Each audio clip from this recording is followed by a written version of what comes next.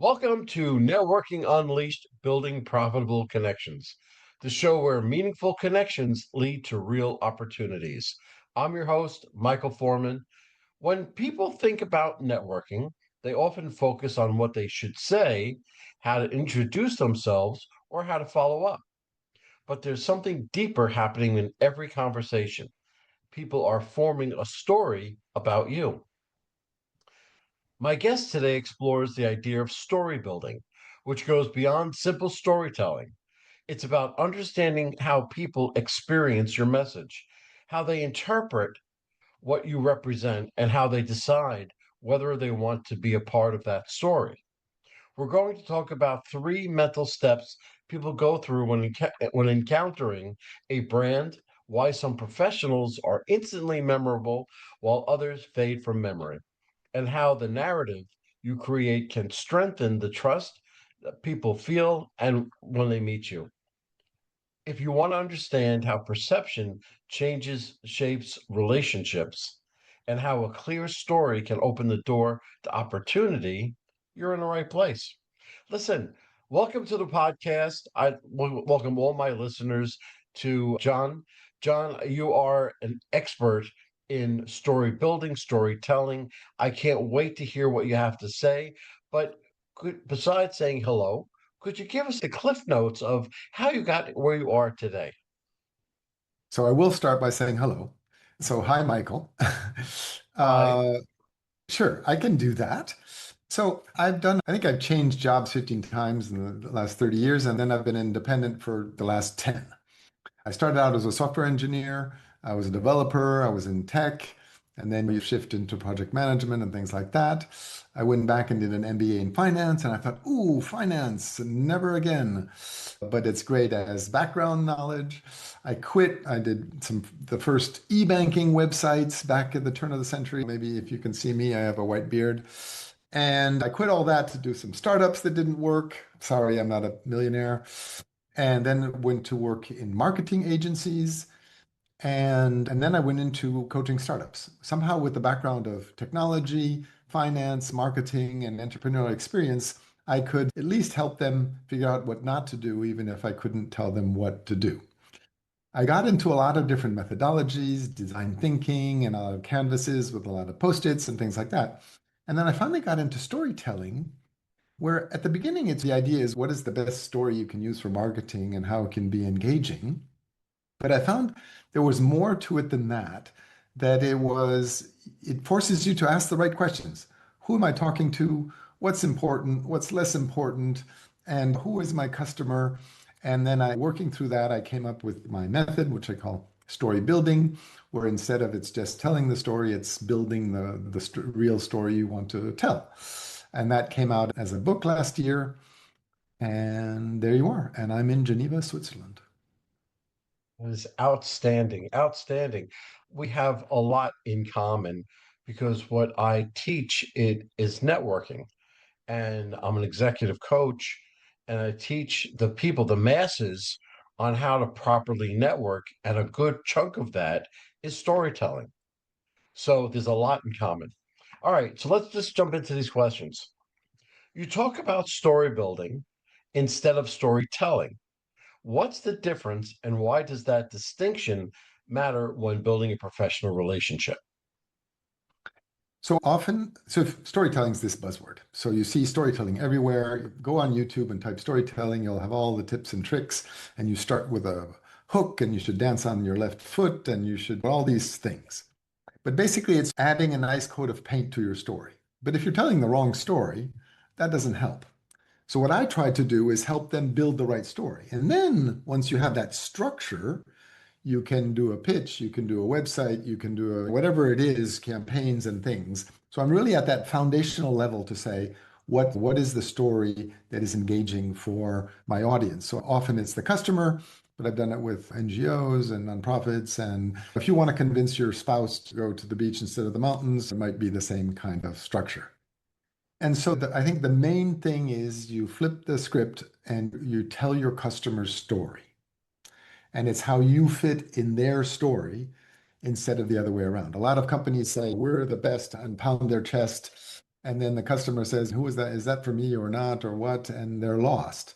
But if you tell their story and they feel engaged, that's me, and they understand it, then they'll be more engaged. And then I came up with this method and theory. As you said, there are the three steps, and we can get into that. Good, good.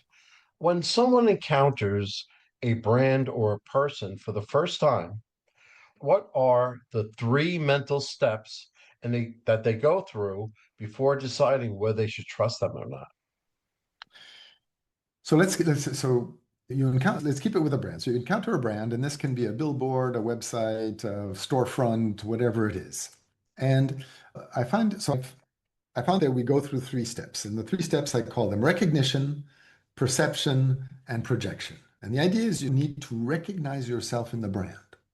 If I go on a website, I've seen so many websites where we do this great thing, and I'm not sure, is this for big companies, small companies? I'm an independent consultant. Is it for me? And I don't feel that, and if I don't feel it's for me, I'll skip. As an independent consultant, I'm looking for a to-do list, and it says we're the best to-do list for big teams, and I'm not a big team, and they've lost me. But if it's we're the best thing for independent consultants, I'm not sure what they offer yet, but I'm already engaged because I think, ooh, they work with people like me, they like people like me, kind of thing. And often that's really quick. You walk down the street and want to have a coffee, you'll pass three cafes without even slowing down, but the fourth one is the one because somehow it fits. And I find that a lot of companies skip that part. They talk about them, what they do, the benefits, their features. But if you can start by saying, as an independent consultant, you're trying to organize your life and your work, and you're frustrated because of this, and here's how we can help. I'll be more interested. So and this is a way of attracting the right client because it's the right people that will be engaged. If you say, as a young father, you're worried about what you feed your baby. If you're not a young father, you're not going to be engaged. But if you are a young father, you say, I wasn't until now, but I am now. Tell me more. So once you feel that's for you, then you need to understand what's it about. And that's what I call perception. And usually companies are pretty good at talking about what they do. But there are a few things around. They want to put you in a category. They want to compare you to things. They want to know how you're different. Instead of saying, these are my features, it's of all the people that do something similar, this is how we do it differently. And that makes a difference. But overall, I think that's what normally companies concentrate on. And once I'm convinced, I've found the perfect to do that has AI this and all that, and I'm all excited. And then I think, oh, yeah, but it's going to be complicated. And often companies drop off by saying, hey, isn't this great? And then you'll say, oh, okay, that I have to install it and learn it and try it and use my old system with a new, and all these obstacles say, okay, I'll absolutely do this, but I'll come back next week. And then I don't. And so if you can walk them through what it's going to be like, when you go through somehow the customer journey and all the little doubts they could have and show them the problems it solves and almost get them to close their eyes and say, imagine this positive future. And you're bringing people along and solving all these doubts. So they're a few steps farther in the engagement and ready, and we'll hopefully click that button to take an appointment or something like that. So there you go. Yeah, no, that really goes along the same lines as having a servant's heart. Whenever you network with a company, with a person, a networking event, you go with what's called a servant's heart. You're looking to help whomever you can help first. You forget all about yourself. Just you put yourself into their story and you try to figure out what you can do to help them. And you can, because everybody is a problem solver, quote unquote, right? Yes. But the whole thing is you don't want to just solve their problem. You want to meet them somewhere in the future and walk them along, and you're engaging with them. And they'll realize that, hey, you know what? This guy knows what he's talking about, and I need his services. And I So find that's that going through this method with companies, that actually creates this mind shift. They're focused on their product, on their thing, on their customer service, and all these things. And suddenly they step back and see themselves from the outside. And suddenly their mission isn't making the best widget. Their mission becomes helping their ideal client the most. And I can almost hear the click in their mind where suddenly it all makes sense and it aligns the story and aligns all the different people that you can be in contact with. And that is quite a shift. Yeah, exactly. It is quite a shift. And you said it, the mindset shift. And that's what you're helping them do because you've already made the shift because you're helping them. But you have to get them the mindset shift so that they understand that you're helping them. So it's a whole big thing. Okay, how does the story someone tells about themselves influence the kind of relationships and opportunities that they attract? So when you describe your ideal client and you can tell, you talk about there's identity, you're about their aspiration, about their challenges, somehow the customer will feel they've really invested in people like me. And you start out that engagement with a level of trust. If I say I do the best CRM in the world, I think, okay, everyone else. But our mission is to help independent consultants in Geneva with white beards and a cat.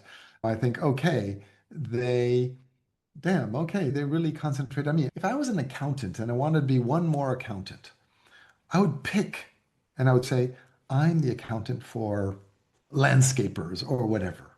Because the landscapers will feel, okay, accounting, they understand me, they know my issues, they know my industry, they can really help me, and they're going to choose me. Of course, you're going to lose the people that aren't.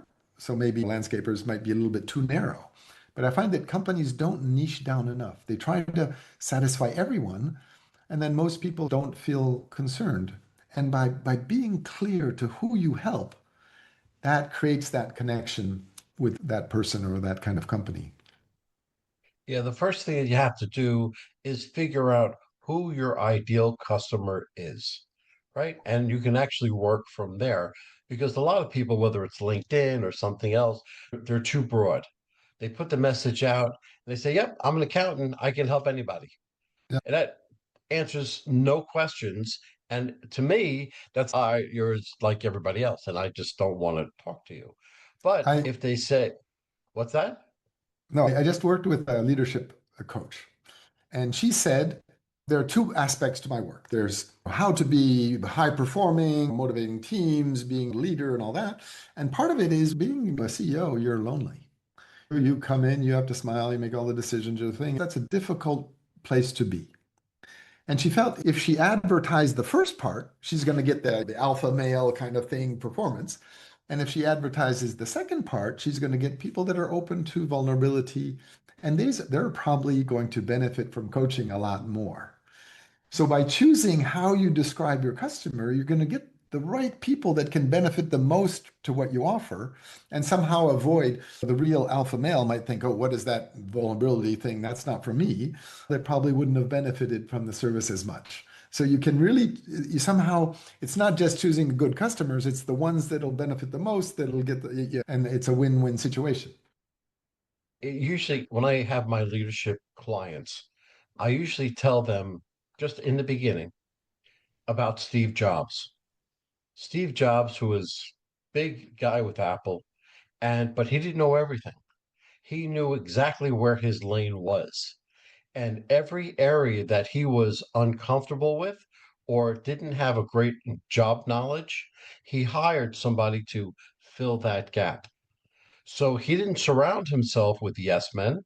He didn't surround himself with like-minded people. He surrounded himself with the where he fell. So that's what he created such an impressive board because everybody knew what they were doing. And that's the way that I start most of my clients in the leadership roles from the CEO on down to the CFO, COO.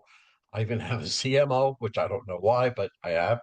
But it all falls along with the same thing. Again, it's up to not only the coach, but the client themselves, and they see how much good you can actually do. It's really very important. Okay, why do some professionals struggle to be remembered even after great conversations?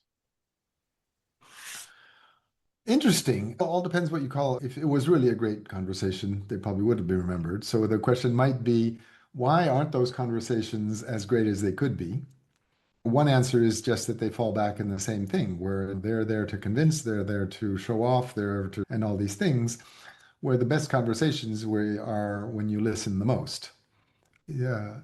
I think that conversation, that first goal is for the person to feel seen and understood more than understanding all your offer and getting all the features and the benefits and all that kind of thing.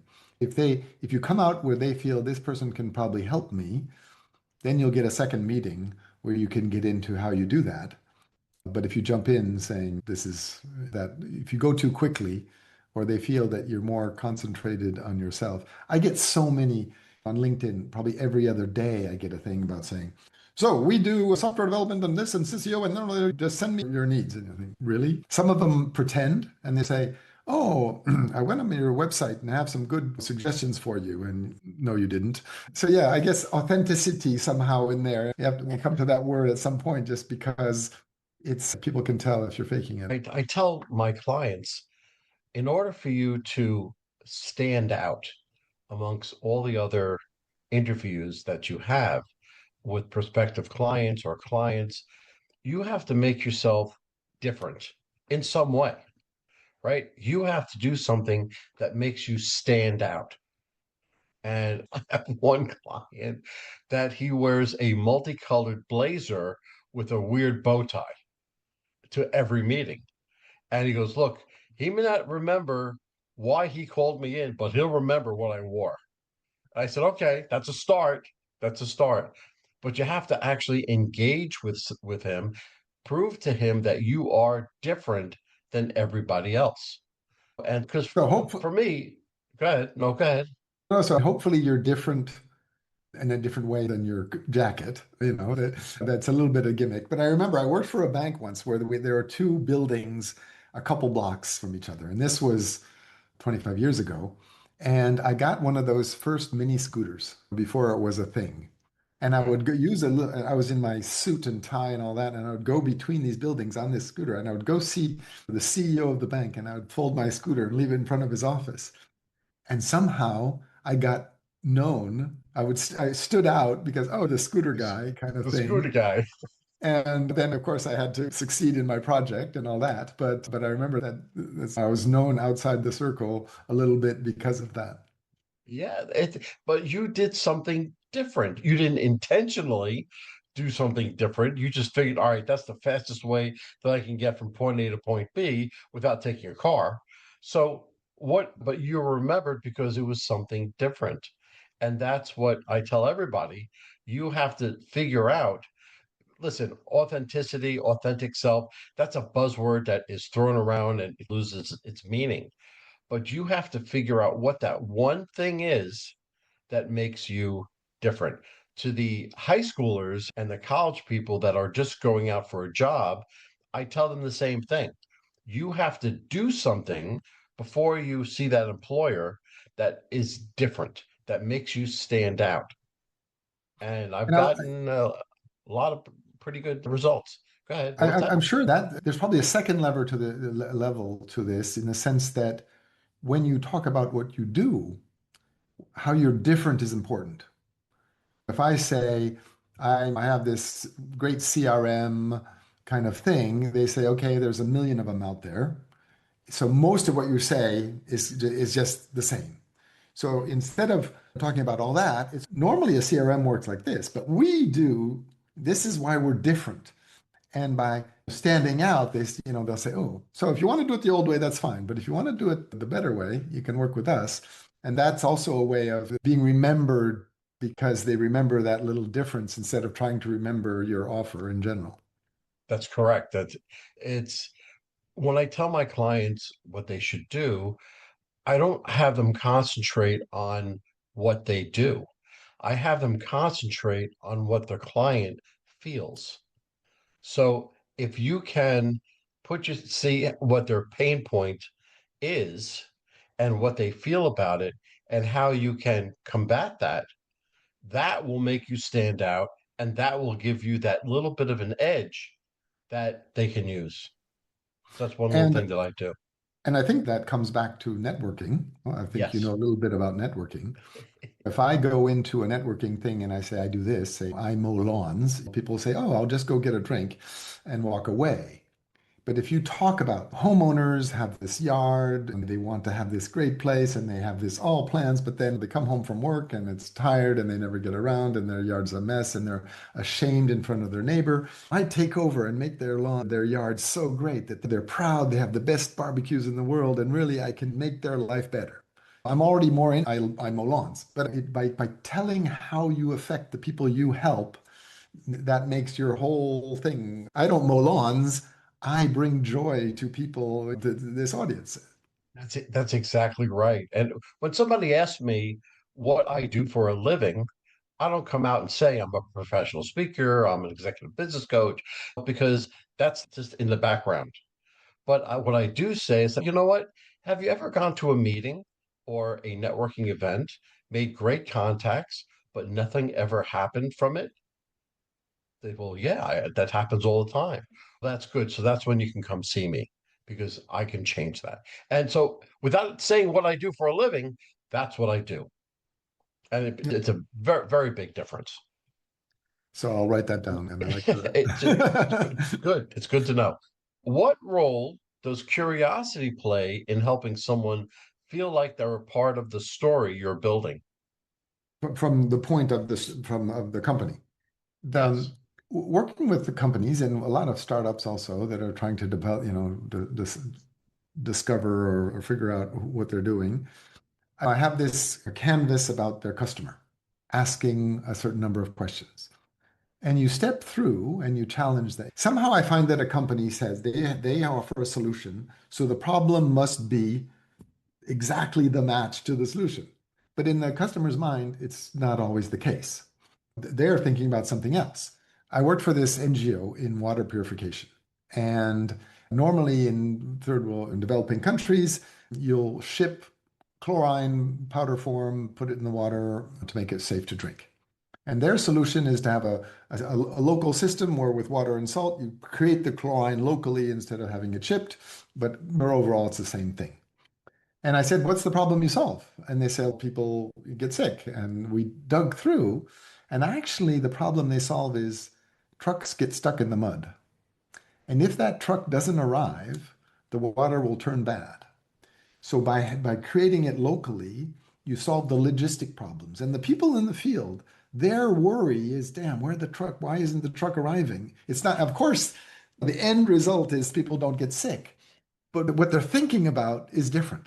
And often, if you go through that and you try to really understand what really is the customer trying to do, do they want to solve a problem or do they want to be the hero or do they want security or what is the thing, what is the emotion behind that? And you can connect to that.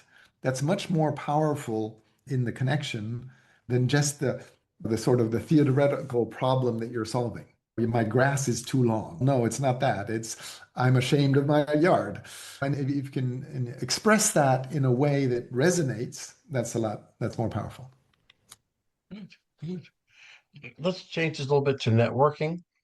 In networking conversations, how can someone invite others into their story without sounding like you're performing or pitching?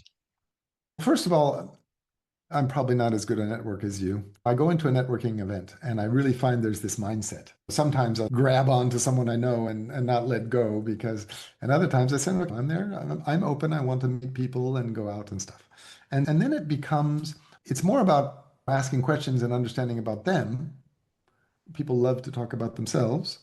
And so if you can get, then they'll come back and say, what do you do? And then you have context to talk about yourself and say, yeah, you talked about this. I help people like this or something where there's some context instead of saying, I did this, I did that, and that's probably what I did when I started this podcast by saying I was a software engineer and I did this and that and the other until now I'm doing storytelling. Instead of, it's so funny.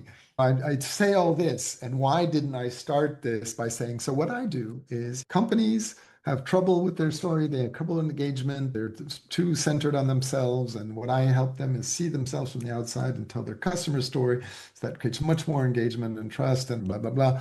But no, I said, I'm a consultant in storytelling. Fell right into the trap. But that's good. But everything you do, everything we do, we learn. When people are first going out and they're first learning to network, they go out and they're afraid to go out. But then once I convince them that networking is the key, networking is the lifeblood of business, they go out and they come back after the first one and they say, "Oh, I was horrible." I said, "Good, because you'll learn from that first. You learn about the mistakes, to learn about the things you said, the things you learned about the things you didn't say. So the second time you go, you'll learn from that. Listen, the first time you went out, you sucked. It was horrible, right? The second time, you're a little bit better.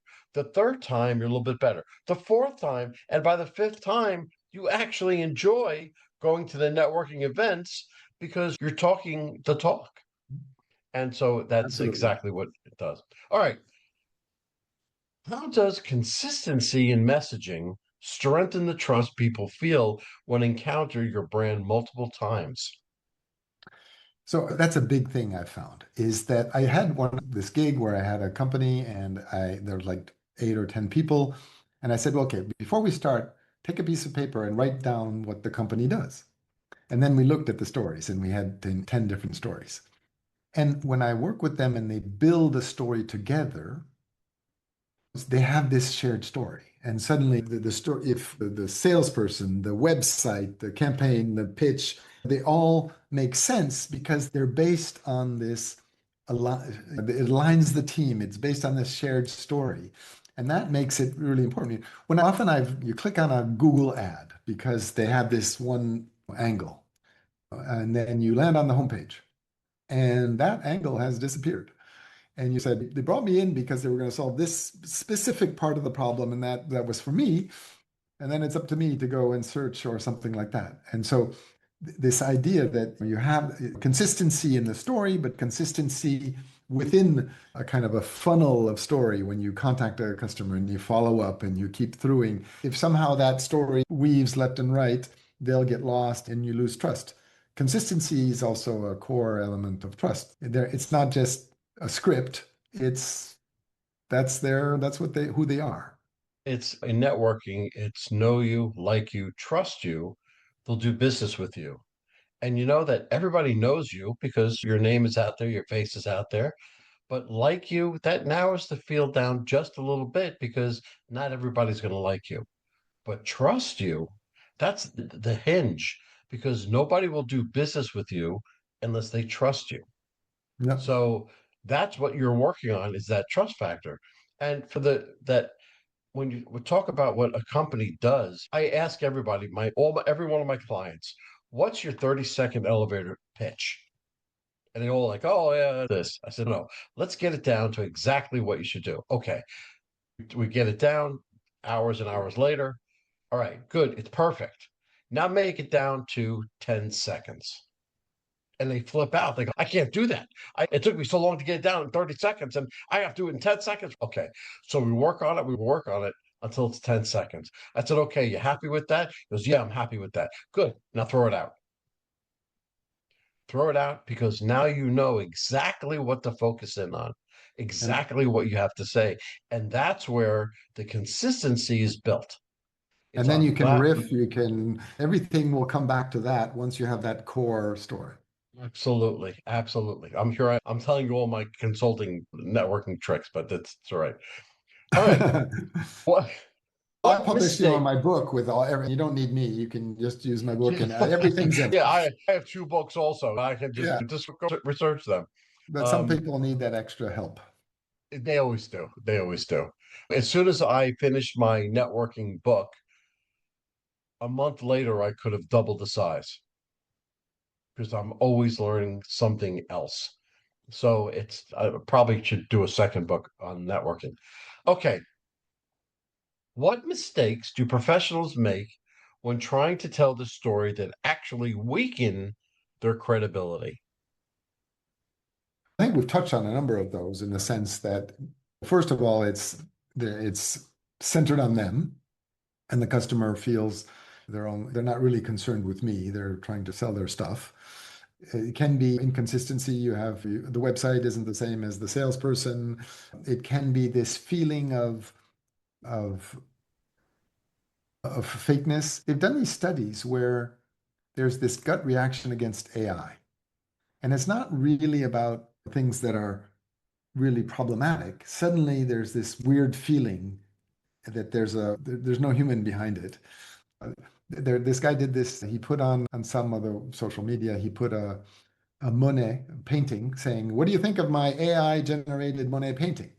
And he got thousands of people hating it, how it was obvious, it was crazy, it was disgusting, there was this and that. And then he said, well, actually, it was a real one. Where there's this, and more we're trying to optimize, we're trying to automate, we're trying to do all these things. And more by being human, having a human voice really is noticeable today somehow. And that's really so, I don't know if it's surprising, but It's the face to face.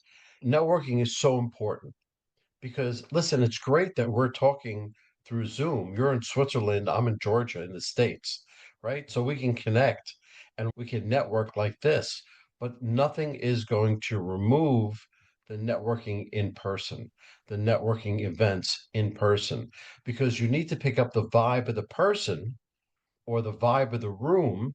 Because I've walked into networking events after about 15 minutes, I said, nope, this whole thing is not right for me. And I've walked out, right? And other times I've walked in, they said, oh, and I'm home.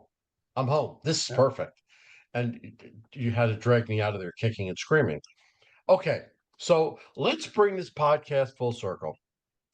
If a listener wanted to reshape how people perceive them within the next 90 days, what storytelling or story building habit would you recommend they start immediately?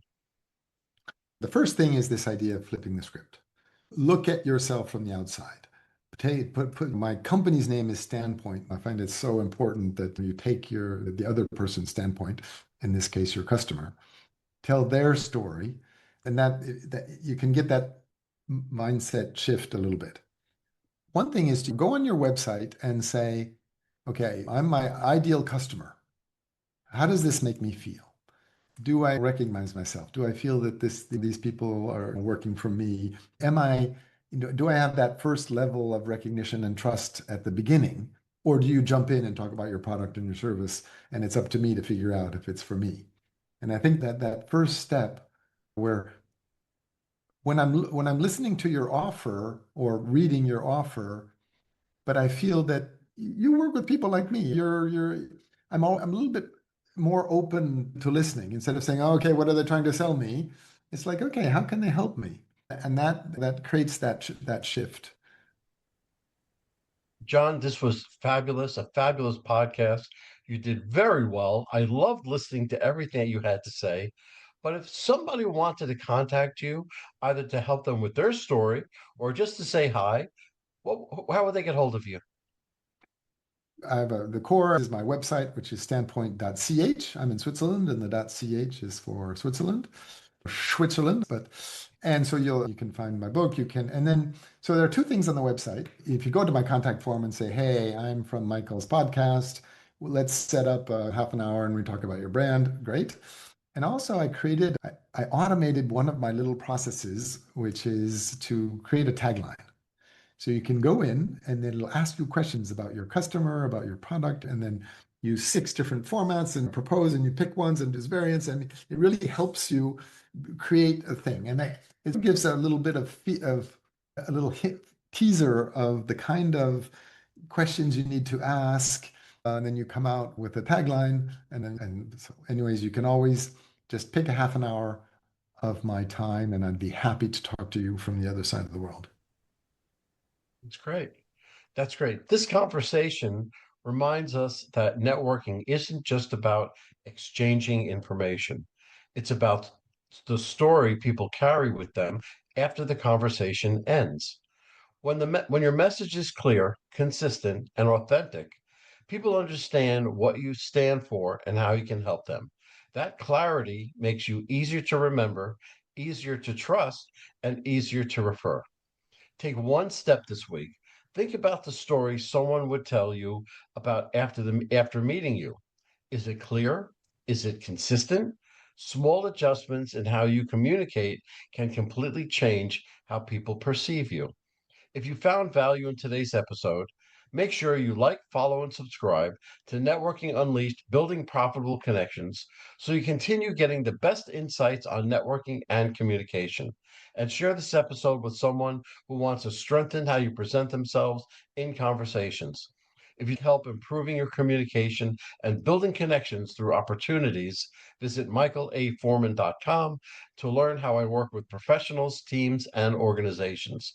So until next time, shape your story, strengthen your connections, and build relationships that truly matter.